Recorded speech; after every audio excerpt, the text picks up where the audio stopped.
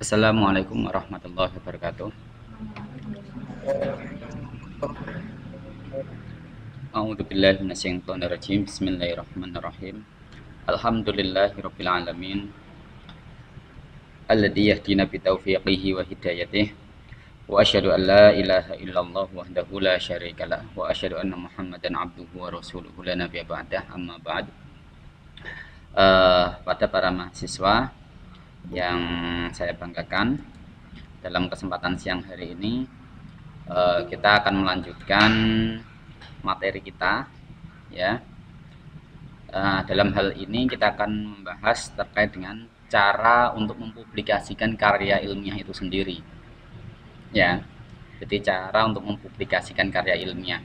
Setelah kita mempelajari terkait dengan proses digital review, cek plagiarism, terus manajemen referensi, dan cara untuk mencari sumber-sumber ilmiah yang kredibel. Nah, setelah kita mendapatkan naskah jadi, setelah naskah kita jadi tentunya ya. Nah, itu bagaimana langkah selanjutnya? Apakah naskah itu kemudian selesai hanya ada di tangan kita, ataukah naskah itu harus juga dibaca oleh orang lain? Nah, ini yang paling penting, ya. Nah, maka dalam hal ini kita selaku akademisi memang memiliki tanggung jawab untuk melakukan publikasi ilmiah. Nah, disinilah fungsinya untuk istilah Arab itu lintisyaril ilm, ya, untuk menyampaikan ilmu. Nah, kan begitu. Jadi kita dalam belajar ilmu itu kan tidak hanya fisudur. Sekarang itu al ilmu fis sutur juga. Jadi al ilmu fisudur wa fisutur, ya. Jadi ilmu itu ada di dalam hati sanubari kita semua, tetapi juga harus dijawantahkan dalam tulisan atau dituangkan dalam bentuk tulisan atau karya, ya. Nah, kebetulan ini para mahasiswa di Fakultas Usuluddin, ya biasanya karya-karyanya memang berupa tulisan, ya, tentang gagasan keislaman. Yang di tafsir, ya dia akan menulis tentang tafsir, yang di hadis dia akan berkaitan dengan kajian hadis, yang di tasawuf psikoterapi ya dia akan berkaitan dengan tasawuf psikoterapi, ya. Terus yang di AFI ya juga berkaitan dengan akidah dan filsafat Islam itu sendiri. Nah, ini adalah karya kita. Nah, di sini kita harus punya cara nih. Caranya piye, Pak? Apakah kemudian kita ini asal publikasikan di WordPress misalkan? Kalau kita mengingat pertemuan awal, kita kan sudah mengatakan WordPress itu nggak bisa dijadikan rujukan, ya, tidak bisa dijadikan rujukan. Sehingga konsekuensinya apa? Nah, WordPress nggak bisa dijadikan rujukan. Kalau nama kalian mau dikutip oleh orang lain, maka ya saya sarankan jangan diupload di WordPress, ya toh. Bodohnya diupload di apa? Publisher yang kredibel, entah itu di jurnal lah atau di media-media yang lain yang memang dia itu memiliki kredibilitas yang, ya, gampangnya bisa dipertanggungjawabkan lah. Misalkan kalau di media-media online yang lain itu misalkan ada alif.id, ya, terus ada islami.com, ya, ada apa lagi, misalkan bincang syariah. Nah, itu adalah media-media online non jurnal. Nah, tapi kalau jurnal ya Pak, nah ini kita akan belajar OJS. OJS itu Open Journal System. Okay. Jadi OJS ini sebenarnya pintu masuk kita untuk melakukan publikasi ilmiah. Nah, kalau OJS enak, kenapa kok enak, Pak? Karena naskahnya tidak usah terlalu banyak. Beda dengan buku. Ya, kalau buku kan ya kisaran di sekitar 100 halamanan. Sementara kalau jurnal itu kan kalian cukup paling berapa ya? Antara 15 sampai 20, lebih-lebihnya ya lebih sedikit. Nah, antara segitu. Bisa saja itu jurnal yang Anda tulis itu berangkat dari makalah kuliah kalian. Kan bisa saja. Ya, yang kemudian diedit. Lah ini makalah kuliah ini mau diapakan ini? Apakah kemudian hanya selesai di laptop saya? Ya, ataukah selesai di dosen? Ataukah saya harus mempublikasikan karya ini ke orang lain biar bisa dibaca orang banyak? Nah, ini. Nah, ini paling penting. Oke, saya mulai dengan share screen dulu ya.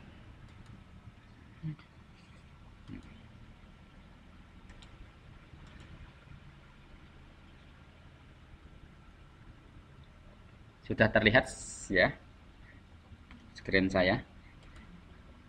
Oke. Nah,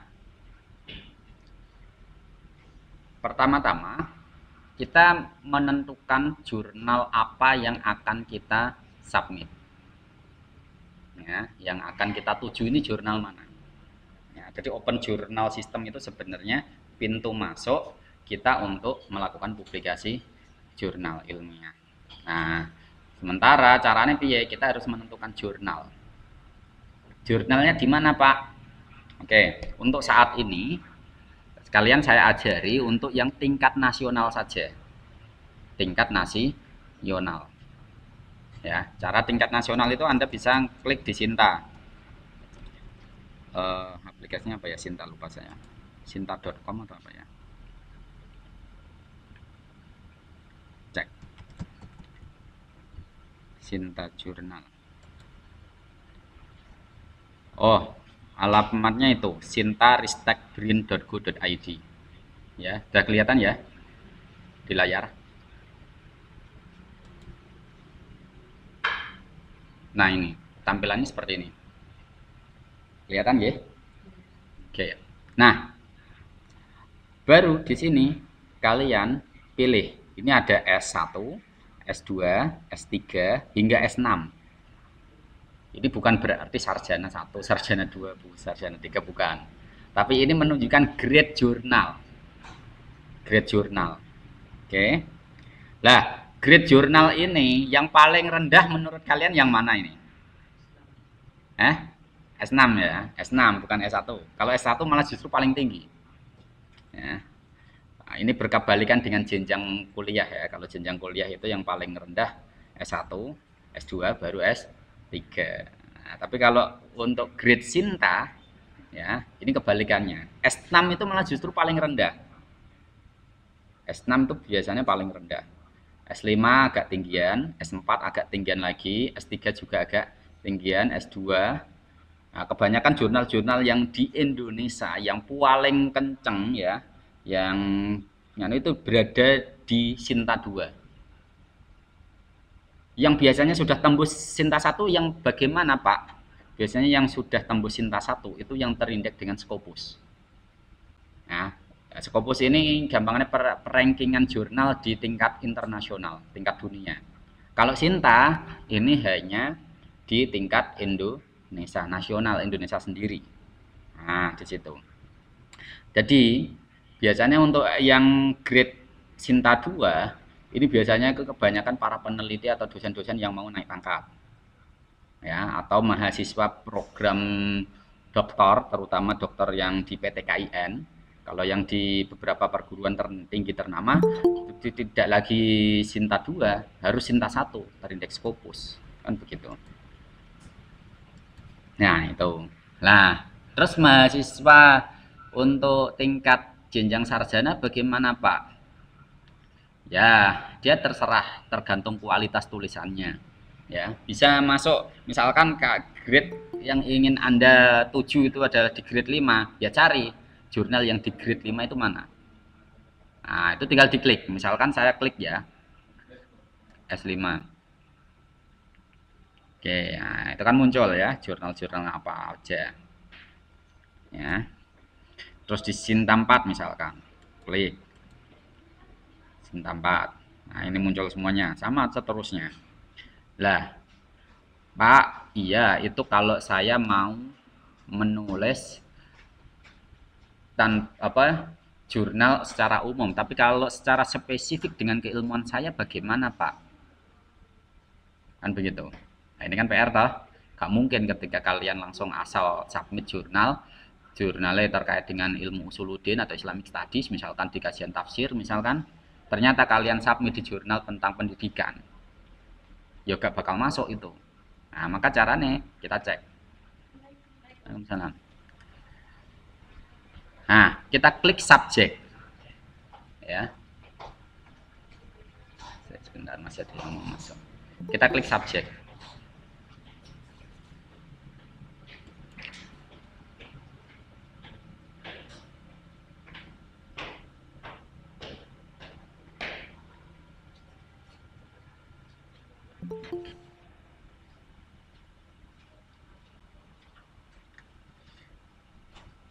Nah, subjeknya apa? Nah, ini kita tinggal lihat. Ini sudah muncul.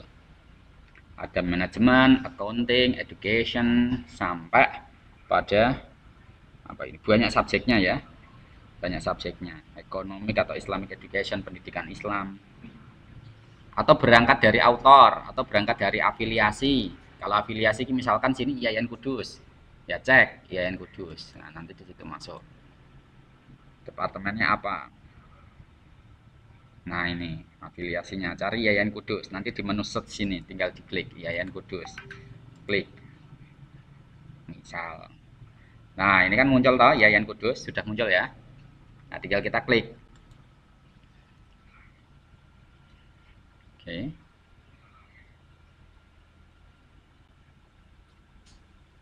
Nah, jurnal-jurnal yang ada di Yayan Kudus apa saja, Pak?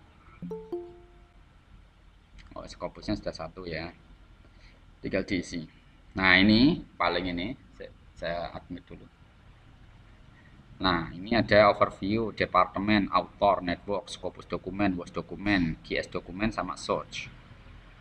Ya. Nah, Scopus dokumen ini tinggal diklik, nanti yang muncul di jurnal apa, kan begitu. Kalau sini sudah Kijis ya, Kijis. Ada sudah di situ. Yang dipublikasikan oleh Yayan Kudus. Nah, pokoknya untuk mencari peringkat jurnal itu ada di Sinta sini. Ya, Sinta sini. Nah, di situ. Pokoknya cari aja di situ. Nah, kalau kalian sudah tahu, nah ini beda. Kalau yang tadi kan memang benar-benar blank, nggak tahu. Kira-kira saya mau mengirim kemana. Ya, jadi carinya di Sinta saja. Ya, cari di Sinta. Klik aja subjek tadi, diklik langsung. Kasih di apa ya, masukkan kata kunci di menu search itu. Ya, menu pencarian. Nah, klik kalau kalian mau mencari tafsir ya silahkan klik tafsir. Kalau kalian mau mencari hadis ya klik hadis. Ya, kalau mau lebih umum Islamic Studies atau studi Islam ya silahkan klik aja di situ. Nanti muncul semuanya. Nah, kalau sudah tahu, lah ini baru kita masuk ke OJS-nya. Biasanya di dalam si jurnal itu biasanya langsung melingkan ke OJS, Open Journal Systemnya. Ya, tetapi ada beberapa jurnal yang tidak mencantumkan link OJS-nya. Kalau tidak mencantumkan link OJS-nya bagaimana, Pak? Nah, kita masuk aja ke Google, tetap ke Google. Ya, pintu masuknya. Misalkan kita mau ke jurnal apa? Riwayah misalkan ya. Riwayah jurnal ini kebetulan miliknya Usuluddin ya, miliknya ilmu hadis. Riwayah jurnal atau jurnal riwayah lah. Sambil menunggu aksesnya agak lambat.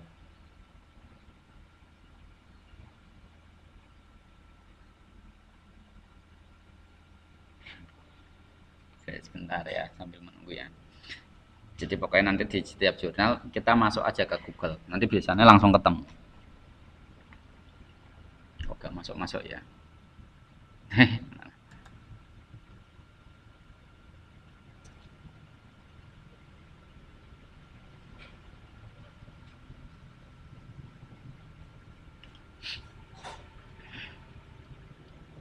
Ya Allah, ternyata internet saya yang kacau ini.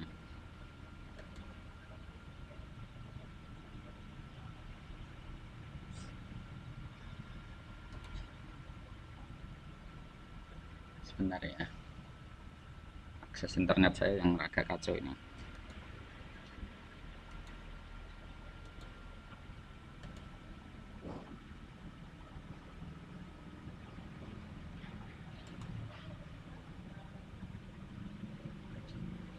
Nah, oke. Kita lanjutkan.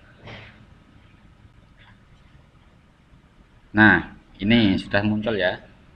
Oh, belum tampil ya.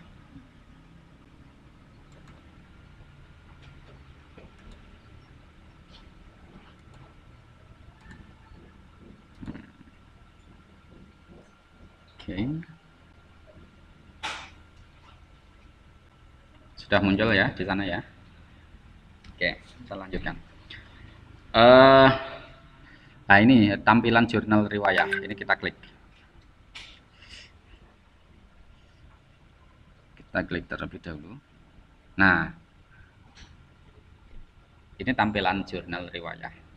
Apa Pak yang harus saya lakukan setelah saya masuk OJS? Namanya OJS ini, Open Journal System.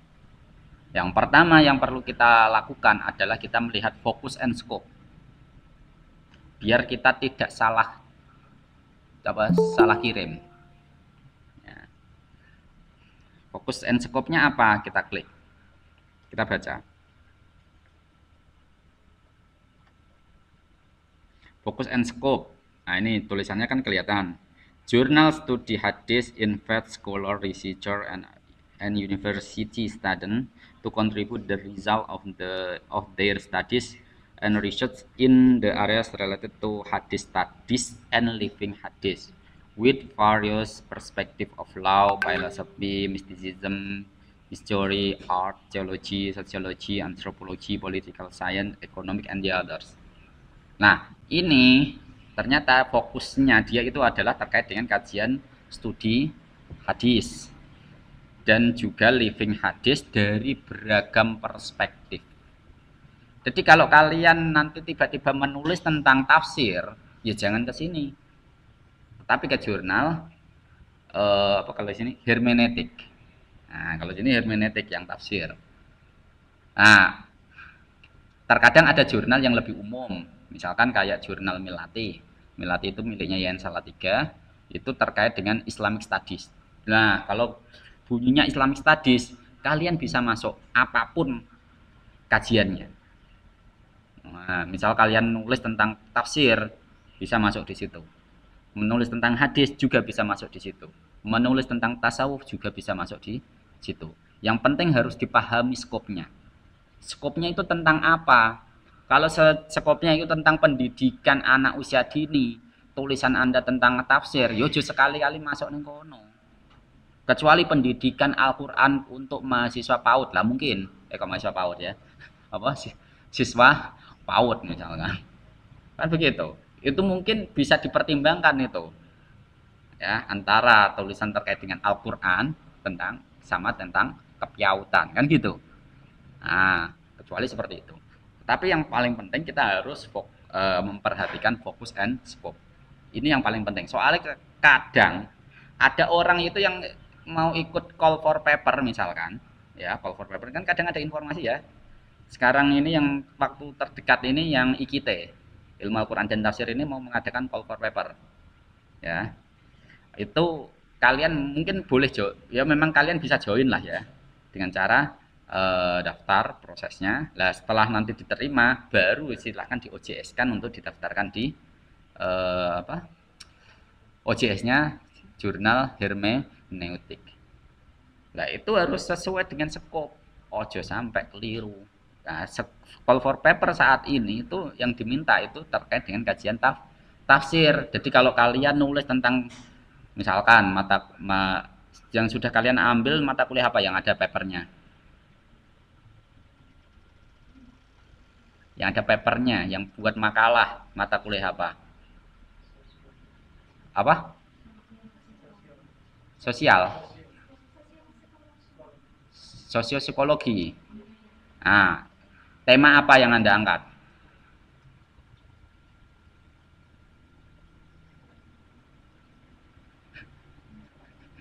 Tema apa yang Anda angkat dalam mata kuliah itu? Lah, itu kira-kira relevan dengan acara cover paper besok atau tidak? Kalau memang relevan, silakan Anda bisa submit.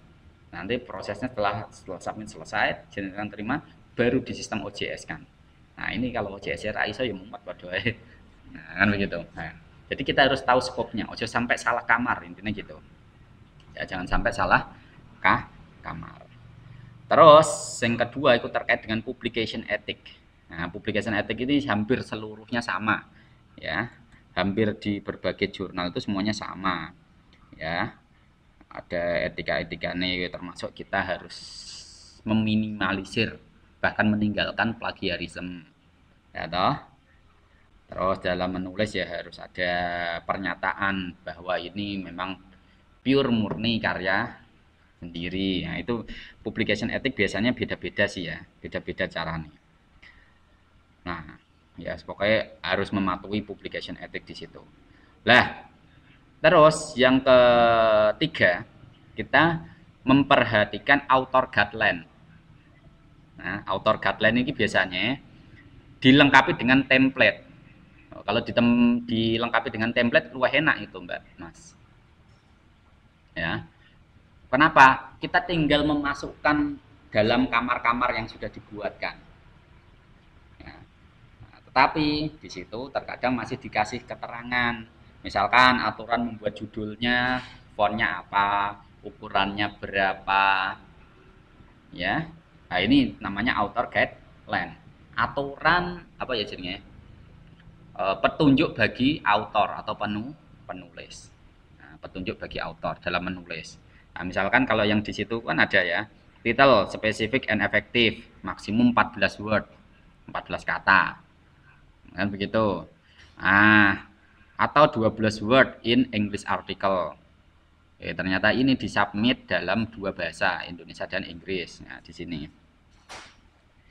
Nah, terkadang sampai masalah itu ada diperhatikan lah ya, sampai penggunaan bahasa. Terus author identity, ya, author identity itu terkait dengan identitas namamu. Ya, namamu siapa? Jangan pakai nama pena. Tapi ada beberapa penulis yang menggunakan nama pena ini. Misalkan kayak Salman Rushdie, Ibnu Warok, ada karya Ozon itu pakai nama-nama pena, bukan nama asli. Kenapa? Karena gagasan dia itu sangat vulgar. Ya, sangat vulgar. Apabila itu dibaca orang banyak, nah, bisa saja halal darahnya. Banyak orang yang tidak sepakat akhirnya ya bisa saja dihalalkan darahnya untuk dibunuh kan begitu. Maka dia menggunakan apa jenisnya nama-nama pena. Tapi kalau dalam kajian ilmiah ini saya sarankan kalian ya fire ya juga menggunakan nama asli. Terus namanya apakah harus satu Pak? Loh kalau itu memang tulisan berjamaah, bolehlah ditulis berjamaah. Nama penulis pertama siapa, penulis kedua siapa, penulis ketiga siapa. Batasannya berapa Pak? Batasannya ya aslinya di jurnal sebenarnya tidak terlalu membatasi berapa penulisnya ya. Saakake ya monggo. Tapi nek saking akeh penulis, misalkan penulisnya 20, ternyata tulisannya mau 15 halaman.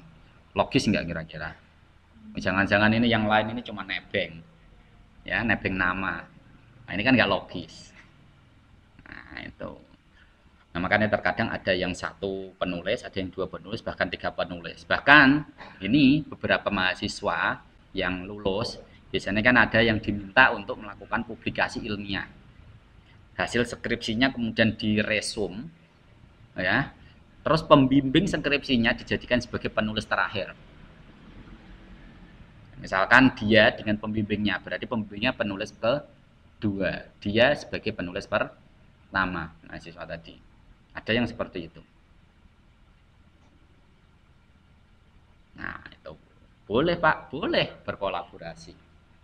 Nah, ini namanya kolaborasi namanya. Jadi misalkan nanti kalian nulis, ben kita aku di publikasi ilmiah wakeh lah ya, yuk kita arisan jurnal yuk. Aku di tulisan, nama aku tolong dimasukkan tulisanmu ya. Harus yang engko namamu tak masukkan di tulisanku. Fair ya, oke, sip. Nah, kalau sudah deal-dealan seperti itu kan boleh-boleh saja, ya. Jadi yang satu kalau yang di jurnal satu itu yang A itu sebagai penulis pertama, Nah, dan di jurnal yang satunya, yang lainnya, si A menjadi penulis kedua. Ijol-ijolan. Boleh, boleh. Nah, itu. Terus terkait dengan terkadang ditambahi dengan afiliasi. Ya, afiliasi. Siapa penulis itu? Dari mana afiliasinya? Nah, ada trik. Ada trik. Kalau masih menggunakan student tapi masih S1, biasanya para reviewer ya itu terkadang melihat sebelah. Jadi hanya melihat dengan sebelah mata. Oh, baca siji, paling analisnya kurang dalam. Ya, paling analisnya kurang dalam. Terus caranya piye, Pak? Ben tulisan saya ini juga diperhatikan oleh para reviewer. Anda menggunakan afiliasi lain. Misalkan oke, kalian saat ini adalah mahasiswa ilmu tafsir, ya, misalkan mahasiswa Usuluddin. Tetapi Anda itu juga sebagai peneliti di apa? Misalkan lembaga peneliti apa? Ya, atau direktur kajian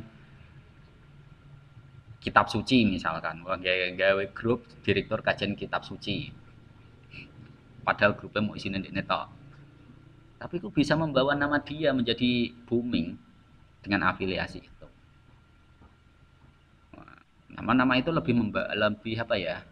Nah, menurut saya lebih menjual, ya, lebih menjual. Misalkan mungkin kalau di sini ada para aktivis di LPM, Lembaga Pers Mahasiswa. Kalau di sini LPM-nya namanya apa? Lembaga Pers Mahasiswanya? Nggak tahu ya. LPM, ya misalkan LPM apa? Nah, masukkan aja nama afiliasimu di situ. Nah, kecuali sampean memang udah pede dan tulisanmu memang bagus. Dari judul aja sudah menarik. Anda pakai afiliasi IAIN Kudus sudah bisa masuk itu. Tapi kalau tulisan Anda masih apa ya? Dalam arti masih standar, afiliasi juga menentukan. Nah, gitu. Jadi pilih afiliasi yang bagus. Nah, jadi di situ ada aturan mainnya. Terus juga mencantumkan abstrak. Wah, ini terkadang mahasiswa itu masih kebingungan untuk menulis abstrak. Ya, dalam abstrak itu ibaratnya begini. Nek cara filmku trailer. Pernah ngerti trailer? Anda itu bisa tertarik untuk nonton film itu gara-gara nonton trailernya atau memang sudah tertarik dengan judulnya saja? Pasti nonton trailernya toh. Lah, abstrak itu bagian dari itu. Jadi bagaimana Anda menginformasikan keunikan dari tulisan Anda. Nah, itu. Nah, itu biasanya di abstrak. Makanya nulis abstrak itu paling penting. Selama ini saya kalau membimbing mahasiswa dalam penulisan ilmiah, ada abstraknya. Yang paling saya godok beneran itu di abstrak. Wah, serius itu. Nah, terus digodok caranya piye, Pak? Caranya godok itu. Nah, biasanya yang paling penting dicantumkan di dalam abstrak itu terkait dengan pertama, latar belakang masalah. Yang kedua, rumusan masalah. Terus yang ketiga, pendekatan atau teorinya, ya. Yang keempat, temuan. Cuman 4 hal itu tok. Nah, cuman 4 hal itu tok. Jadi pada pertemuan yang akan datang, silahkan kalian mulai menulis. Kalau memang kalian harus memulainya dengan abstrak, ya, ya, abstraknya ditulis paling carry way. Jadi engkau ben ngerti. Paling akhir. Jadi nanti ketika sudah tulisan jadi, nanti kan kalian sudah punya gambaran besarnya. Tulisan saya ini membahas tentang ini. Maka ketika saya harus mencantumkan 4 hal itu, maka kalian bisa mempunyai bahan untuk menulis 4 hal tadi. Gitu. Gimana, Mbak? Abstrak, oke. Abstrak itu penggunaannya menggunakan bahasa apa, Pak? Sesuai dengan author guideline yang diminta. Sesuai dengan author guideline yang diminta. Biasanya ya Kalau jurnal itu sudah Sinta 2, itu biasanya abstraknya ditulis dalam dua bahasa. Bahasa asing, Inggris, dengan bahasa Indonesia. Asing itu bisa bahasa Inggris, bisa bahasa Arab. Tapi kalau jurnal-jurnal yang masih Sintanya agak rendah, misalkan Sinta 5 atau apa, biasanya ya menggunakan bahasa induknya. Bahasa Indonesia ya bahasa Indonesia abstraknya. Gitu. Skripsi juga sama aslinya ya. Skripsi juga sama. Jadi skripsi kalian kan masih tetap menggunakan abstrak berbahasa Indonesia. Kalau mau pakai bahasa Inggris gimana Pak? Pokoknya intinya gini. Tak ajari ya. Ini trik ya. Angger tulisan bahasamu apik, enak diwaca. Mbah Google Translate pun nggak akan bingung dalam menerjemahkan. Ya, biasanya lebih cenderung benar di sana. Tapi kalau bahasa Indonesiamu sudah rodok kacau, ora enak diwaca nek kanggo wong sing wis ngerti ya.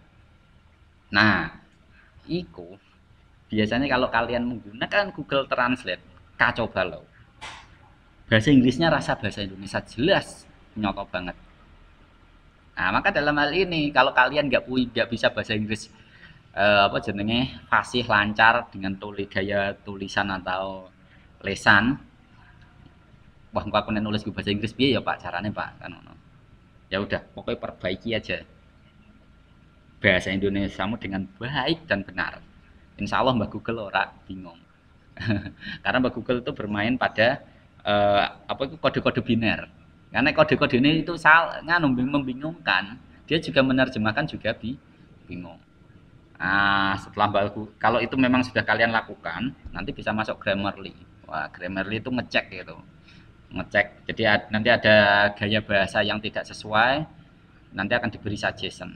Ya, diberi tawaran. Ganti ini, ganti ini, ganti itu. Apalagi kalau akun Anda premium, wah juara itu. Bisa nggak Pak menggunakan akun premium? Bisa. Biasanya generasi milenial ini kan paling canggih untuk ngoprak-oprak ngono kuwi ya. Oke, kita balik ke OJS. Oke. Itu abstrak. Terus ada kata kunci keyword ya. Kata kunci itu biasanya maksimal 5 kata. Terus bariku isi body tulisan. Nah, pokok itu. Nah, jadi author guideline ini benar-benar Anda perhatikan. Ya, author guideline ini Anda benar-benar perhatikan. Misalkan di situ sampai meminta fontnya Minion Pro misalkan, berarti fontmu harus ganti Minion Pro ya. Misalkan harus ditulis dalam 1,5, ya harus 1,5 sesuai dengan author guideline. Nek coro skripsi nanti ada buku pedoman skripsi. Nanti kalau kalian sudah menginjak semester akhir, nanti Pak akan ketemu itu sama dengan author guideline. Nah, tapi kalau istilah author guideline ini kan untuk jurnal. Kalau buku pedoman skripsi itu untuk menulis skripsi. Pola-polanya sama. Nah, pokoknya intinya kalau kalian mau melakukan publikasi, anut, tiru saja, penuhi saja apa yang diminta oleh publishernya. Nah, gitu. Misalkan panjang kata 4.000 sampai 7.000 kata. Nek tulisanmu kok sampai 8.000 kata, ya kudune bolongi. Harus dikurangi. Ya. Nah, itu harus dikurangi. Nah, seperti itu. Terus sampai ini, nah ini kan coba perhatikan. The manuscript is written using body note apa style 6 edition. Lah, kemarin kan sudah bisa ya menggunakan manajemen referensi, kan disetting, bisa disetting menggunakan apa modelnya, menggunakan body note apa style, kan begitu. Ya sudah. APA ya, bukan apa, apa bahasanya bukan APA. APA itu American apa ya, saya lupa kepanjangannya. Ada yang menggunakan Chicago, ada yang menggunakan apa modelnya, beda-beda nanti. Nah, harus disesuaikan author guideline. Oke, paham ya? Nah, kalau sudah Pak, bagaimana Pak? Nah, kalian nggak perlu untuk melacak editor timnya siapa, reviewernya siapa, nggak perlu. Ya, karena itu biasanya untuk yang lebih tinggi tingkatannya biasanya akan ngecek siapa sing ngedit. Karena tulisan Anda itu pasti akan diedit oleh editor. Gak mungkin kemudian tulisan Anda persis kemudian langsung dipublish. Gitu. Diedit oleh editor. Buku juga sama buku. Nah, kalau itu sudah selesai semua, beres, maka yang perlu kalian adalah membuat akun. akun dari apa ini jenenge OJS ini sendiri. Biasanya di sini ada register, cek registernya mana ya.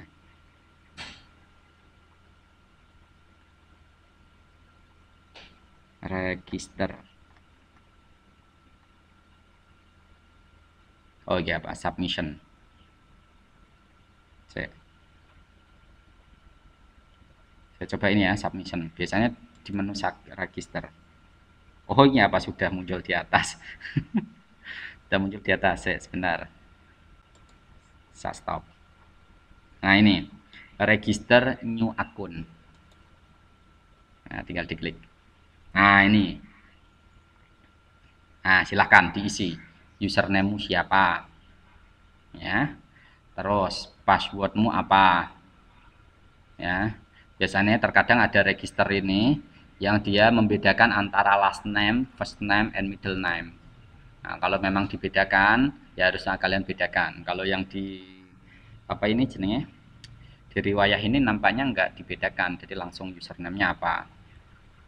Oh, beda ya. Itu yang di bawah ada first name, middle name, sama last name.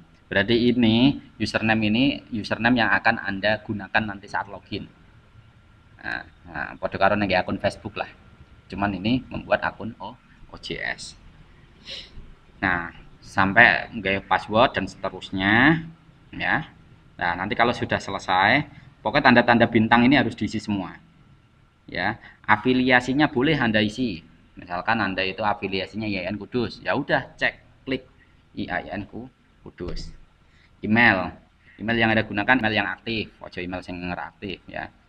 Soalnya biasanya terkadang ada penulis itu ndaki ya, ngawur, nulis memasukkan email yang nggak aktif.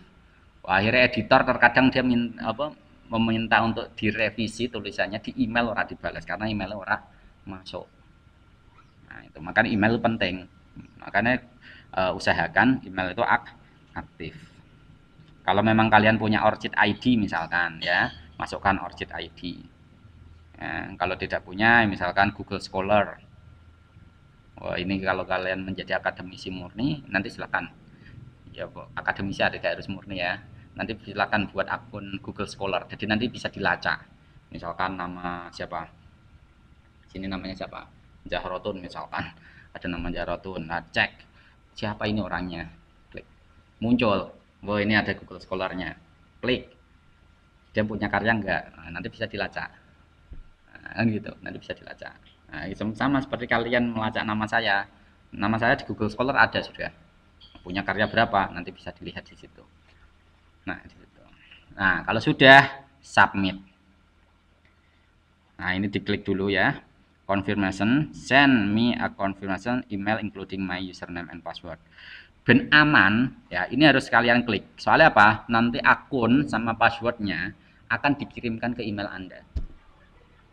Nah, iki rambo klik, Anda harus mengingat-ingat sendiri. Akunku opo, passwordku opo. Nah, ini harus diklik. Nah, orang mau klik, ya ora iso. Ini harus diklik. Nah, working language yang Anda pakai bahasa apa? Bahasa Indonesia atau bahasa Inggris? Nah, dua-duanya ya centang aja semua. Nah, register as apa? Sebagai author apa sebagai reader toh? Nah, kalau mau sebagai dua-duanya, sebagai author dan reader diklik dua-duanya. Nah, setelah itu register, klik. Nah, setelah diregister biasanya diminta untuk ngecek email. Ya. Pak, kok ora diprakteknya, Pak? Saya sudah punya akun daripada nanti double di riwayah. Oh ya. Soalnya menghapusnya susah. Menghapusnya susah. Jadi saya tidak mempraktikkan itu. Jadi nanti kalian dalam mempraktikkan itu silahkan praktek sendiri. Jadi memasukkan nama dan seterusnya, ya. Nah, kemudian baru upload. Oke. Nah, kalau sudah register, baru kita login. Nah, ini kalau login saya mau memberi contoh ini. Karena saya sudah punya akunnya. Ini akun saya, ya. Oh, saya ke nama akunnya. Ini yang di rumah enggak, yang dengan online enggak nyambung ya. Putus. Oke. Saya skor sebentar ya. Oke, maaf saya skor sebentar, ternyata laptop saya putus jaringannya.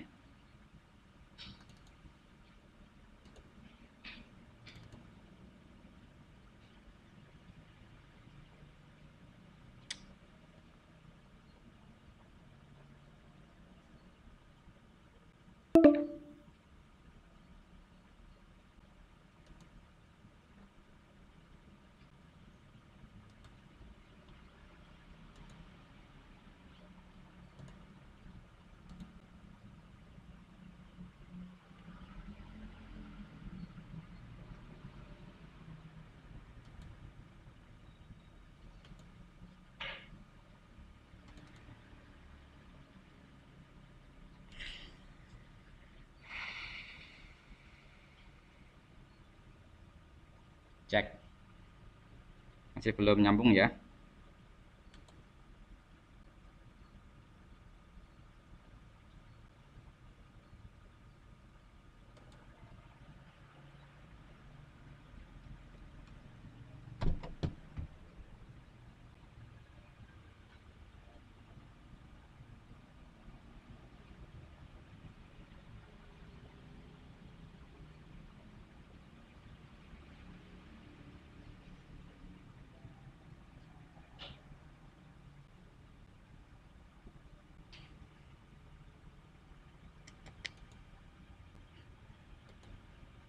Oke.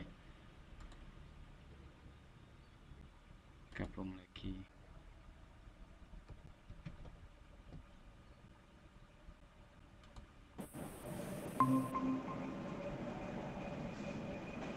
Cek, cek, cek.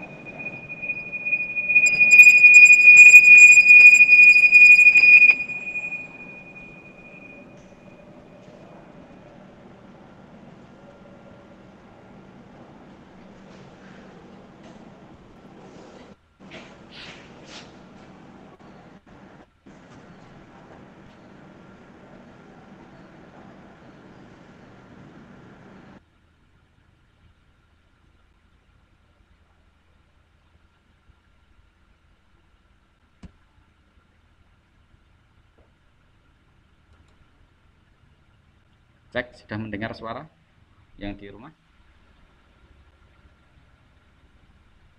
Bisa, Pak, bisa. Oke, saya lanjutkan kembali. Kalau putus tolong saya diingatkan lagi ya. Nanti balikan, Pak, kalau putus. Balikan itu kalian.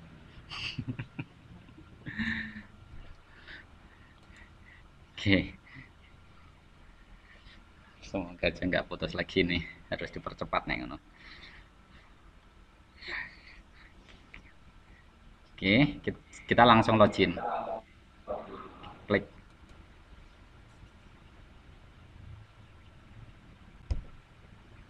Nah, ini sudah nampil, berhasil login saya. Ya, sudah berhasil masuk. Nah, terus yang perlu saya klik apa Pak untuk mensubmit? Show my journal. Ya, klik show my journal. Perlu nggak saya mengedit profil saya Pak? Nah, aslinya nggak terlalu penting amat ya. Tapi kalau mau diedit dulu nggak apa-apa. Tapi kalau langsung ke mana show my journal. Nah ini.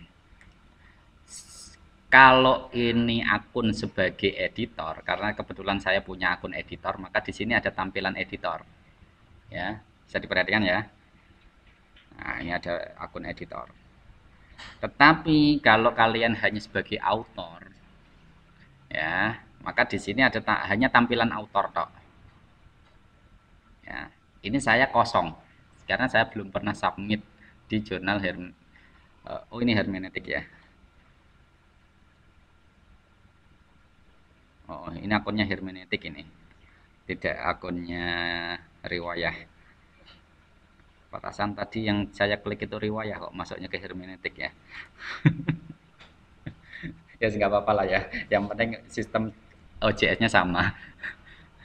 Karena kebetulan saya juga ngurus di dua jurnal ini. Nah, ini masuknya di hermeneutik. Anda perhatikan toh, hermeneutika jurnal ilmu Al-Quran dan tafsir. Ya, nggak apa-apa ya. Nah, ini klik di new submission. Nah, ini membuat submisi baru. Klik. Lah, dalam waktu bersamaan, silahkan Anda buka naskahnya. Naskah yang mau disubmit mana? Kan gitu. Misalkan, saya sebenarnya ada naskah yang belum jadi ya. Setelah ini semisal saya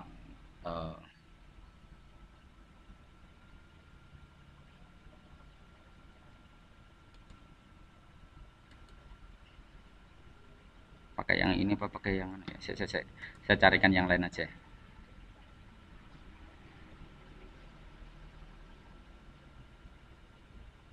Soalnya naskah-naskah yang sudah terlanjur saya submit.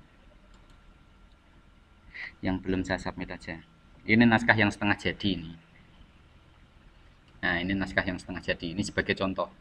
Ya, nanti saya bisa menghapus sih dari OJS-nya. Jadi ini saya memang mempraktikannya di jurnal yang saya kelola. Jadi saya nanti misal ini saya hapus sendiri bisa. Kita nggak berani untuk melakukan. Oke. Nah, ini kita harus perhatikan ada nama saya ya, terus judul ya. Nah, ini abstraknya belum jadi nih. Abstrak saya belum jadi. Abstrak saya belum jadi. Nah, ini saya menggunakan model footnote. Ya, ini footnote. Oke, anggap saja ini naskah sudah jadi. Sudah siap submit. Anggap saja meskipun hasilnya belum siap ini naskah ini untuk disubmit. Oke. Nah, kita kembali ke OJS-nya. Set. Bahasa Anda harus tentukan. Language-nya apa ini? Saya tadi menggunakan bahasa apa? Indonesia atau Inggris? Ya. Oh, sebentar, cek. Yang Inggris baru satu paragraf. Yang ini kan masih Indonesia semua ini. Ya, tapi sebenarnya yang di riwayah maupun hermeneutik ini masih menggunakan bahasa Indonesia, masih diperbolehkan. Cuman kemarin sudah ada wacana untuk tahun depan rencana kita pakai bahasa asing.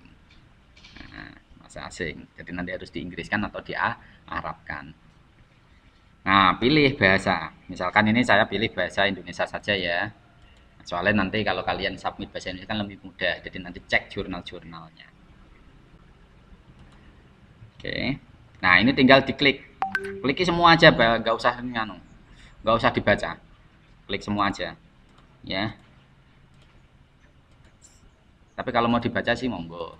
Ini aturan-aturannya. Ya. Kalau sudah, langsung klik save and continue. Nah, kalau sudah, nah ini baru. Filenya apa tadi judulnya? Coba kita pilih filenya.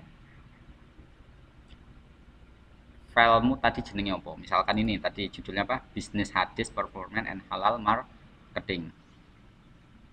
Oke. Nah, kita cari file itu. Klik. Jadi ini di halaman kedua ya, halaman kedua. Step 2 maksudnya, step 2. Nah, soalnya tadi kira-kira nanti ada 5 step. Ya, ada satu start, upload, enter metadata, upload supplementary file, sama confirmation. Nah, ini baru di step 2. Step 2 kita pilih filenya. Filenya di mana tadi? Mari kita cari. Aku lali doko ini.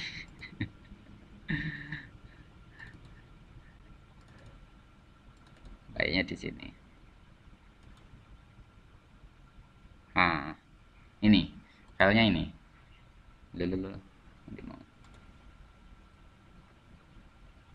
Halal.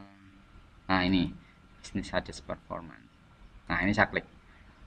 Kalau sudah, jangan langsung save and continue ya. Ini perhatikan, ada upload di bawah. Ya, upload. Klik. Ya, upload. Nah, nanti file kalian itu judulnya langsung menjadi angka. Judul yang tersimpan menjadi angka, sekalipun judul aslinya ditampilkan, tapi ini bukan menjadi judul di file yang tersubmit. Kenapa begitu, Pak? Kenapa begitu? Nah, ini biasanya terkait dengan blind review. Blind review dalam arti apa itu? Jadi nanti kan yang memilih, ya, memilih naskah ini mau diterima atau tidak, itu dia tidak melihat nama pengarangnya. Ya, nama pengarangnya biasanya udah dihilangke. Soalnya nek ngerti namanya, oh iki tulisannya koncoku aku kenal lah, prap tak tompo lah. Nah, kayak lomba LKTI juga sama. Ya, kemarin Dema itu minta saya untuk melakukan lomba LKTI kapan ya? Oh, Jumat besok ya. Jumat besok itu saya minta kepada panitia, Mas tolong nanti yang file yang diberikan ke saya no name, tanpa nama. Saya minta seperti itu. Kalau ada namanya, ini akan terjadi subjektivitas. Nek aku kenal karo bocahe, mesti tak masuk ke. Nah, ini yang terjadi. Maka dalam hal ini ke dalam nganu harus blind review. Jadi wis ora ngerti sapa sing nulis. Nah, jadi ini berdasarkan kualitas tulisan. Nah, itu. Nah, jadi ini menjadi apa jenenge?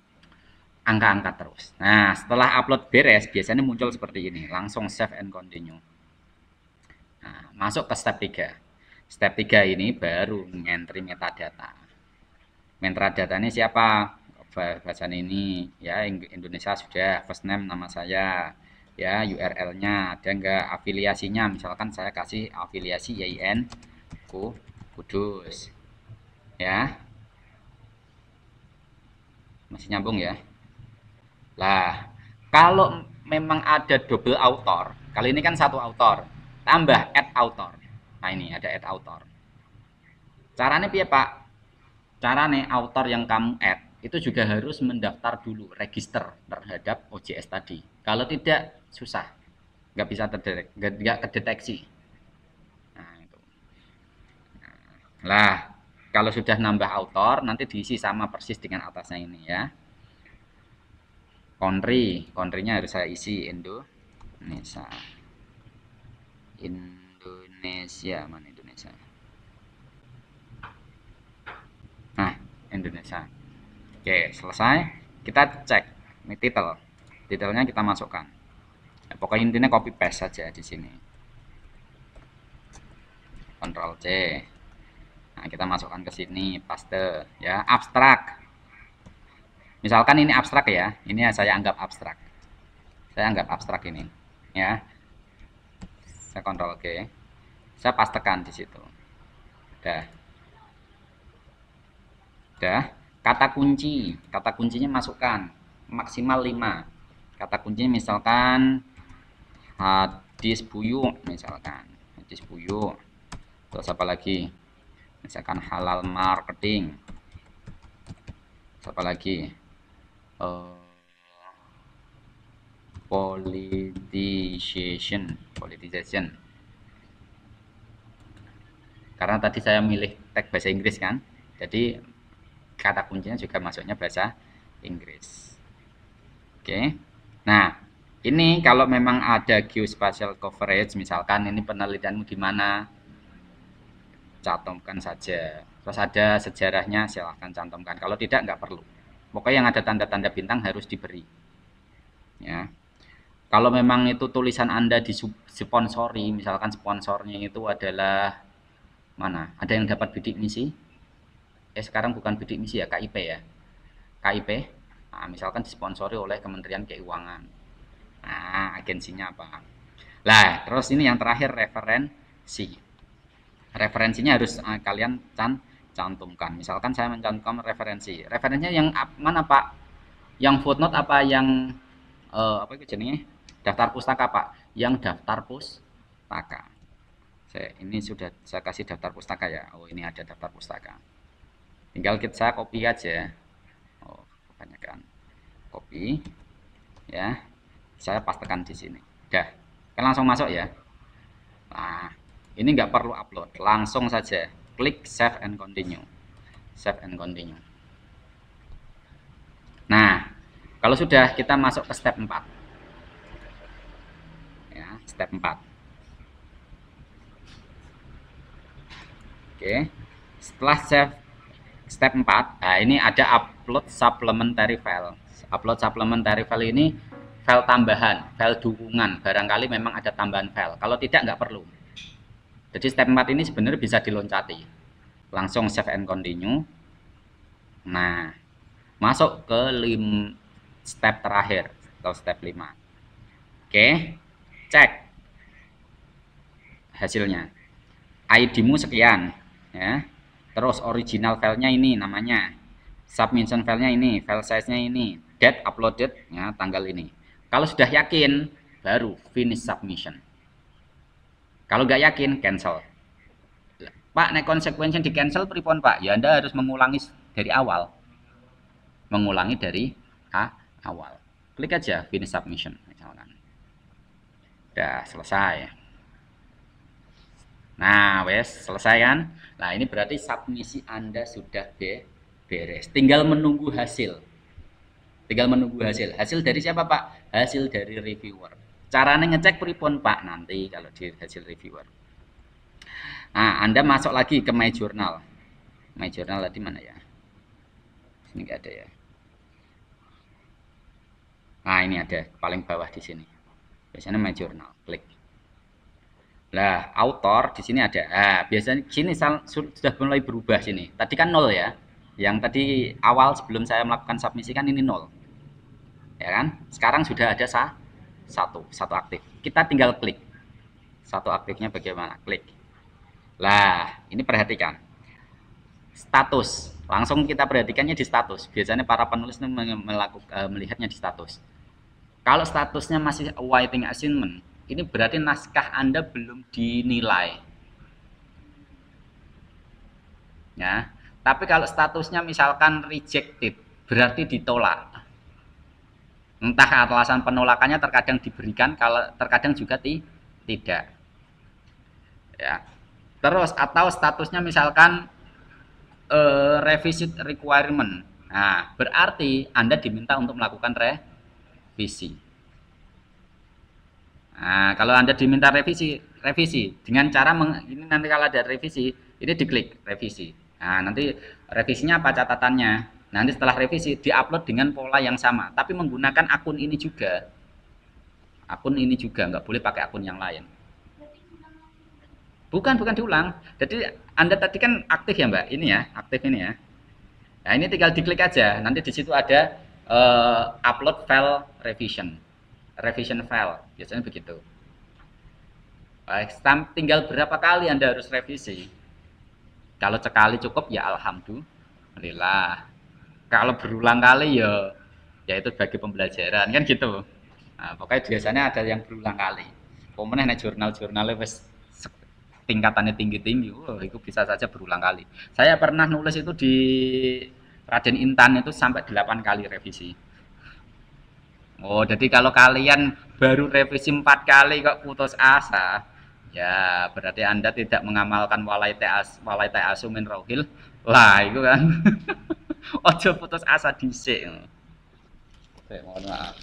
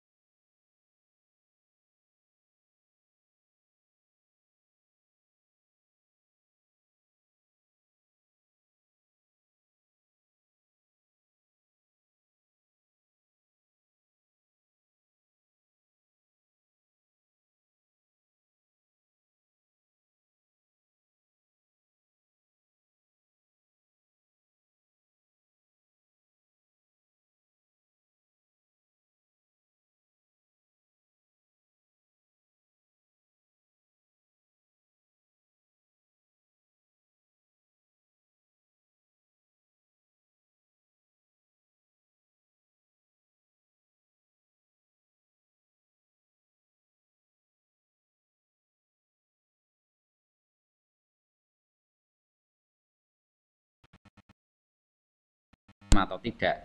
Nanti perhatikan, kalau statusnya accepted, nah berarti selamat, Anda diterima. Tinggal nunggu masa publish. Nah, kalau sudah accepted, wes aman.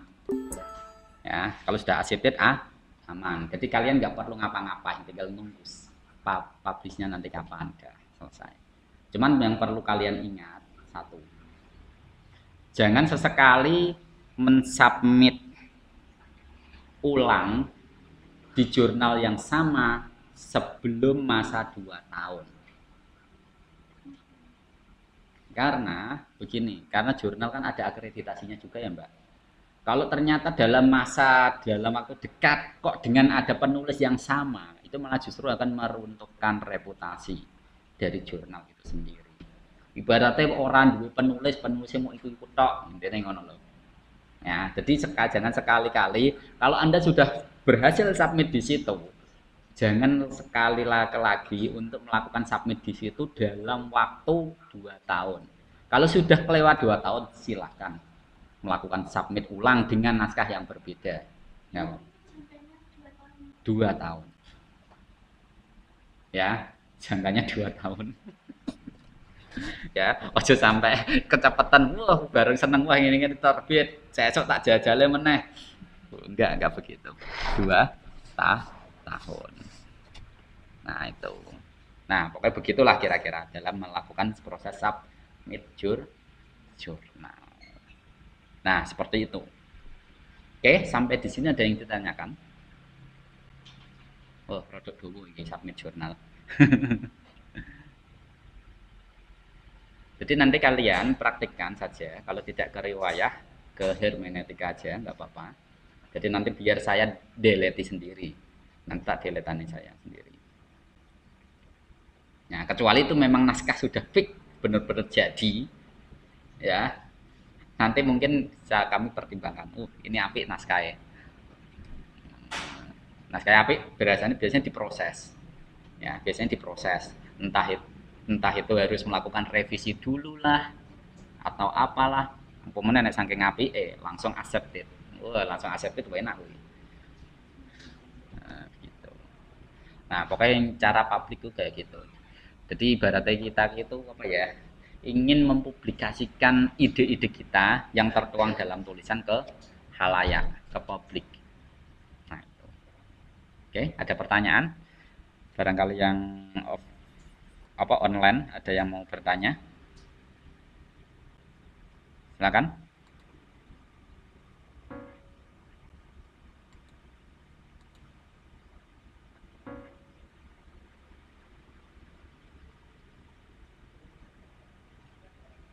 Oh ya, terkadang ada jurnal yang